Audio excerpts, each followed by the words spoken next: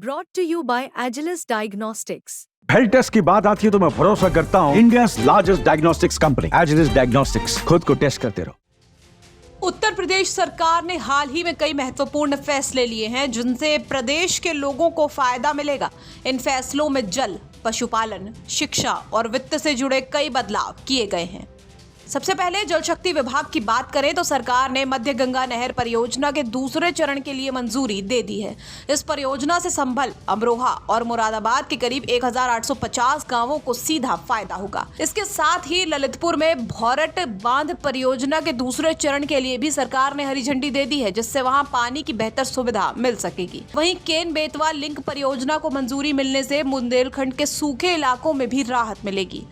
पशुपालन विभाग में भी बदलाव किए गए हैं। प्रदेश में पशु चिकित्सकों की कमी को देखते हुए सरकार ने अब पशुपालन के क्षेत्र में डिप्लोमा और सर्टिफिकेट कोर्स शुरू करने की योजना बनाई है। इसके जरिए नए पशु चिकित्सक तैयार होंगे, जिससे पशुपालकों को मदद मिलेगी।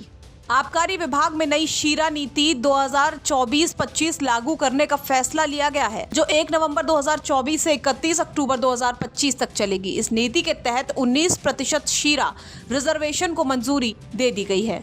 शिक्षा के क्षेत्र में भी कुछ नए कदम उठाए गए हैं। अब उच्च शिक्षा विभाग के तहत सहायता प्राप्त कॉलेजों के अध्यापकों की तैनाती की न्यूनतम अवधि को 5 साल से घटाकर 3 साल कर दिया गया है, जिससे अध्यापकों को ट्रांसफर लेने में आसानी होगी। साथ ही अब दूसरे राज्यों के एजुकेशनल इंस्टीट्यूशंस को भी उत्तर प्रदेश में अपनी यूनिवर्सिटी स्टैब्लिश करने का मौका मिलेगा। लखनऊ में अंग्रेजी और विदेशी भाषा विश्वविद्यालय का एक नया कैंपस भी खोला जाएगा, जिसके लिए सरोजनी नगर में जमीन आवंटित की गई है।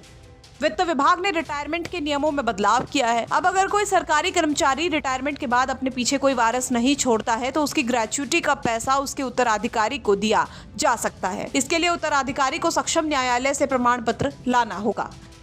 इसके साथ ही बागपत जिले के हरियाखेवा गांव में अंतर्राष्ट्रीय योग और आरोग्य केंद्र की स्थापना का प्रस्ताव भी पास हुआ है। ये केंद्र 1.069 हेक्टेयर जमीन पर बनेगा और इससे स्वास्थ्य और पर्यटन को बढ़ावा मिलेगा। सरकार ने प्रदेश की पुरानी ऐतिहासिक इमारतों को संरक्षित रखने के लिए पब्लिक प्राइवेट पार्टनरशिप के तहत इन्हें विकसित करने का भी फैसला लिया है। दावों की माने तो ये सभी फैसले उत्तर प्रदेश के विकास में अहम भूमिका निभाएंगे और राज्य के लोगों को नई सुविधाएं, रोजगार और अवसर मिलेंगे। ब्यूरो रिपोर्ट, यूपी तक।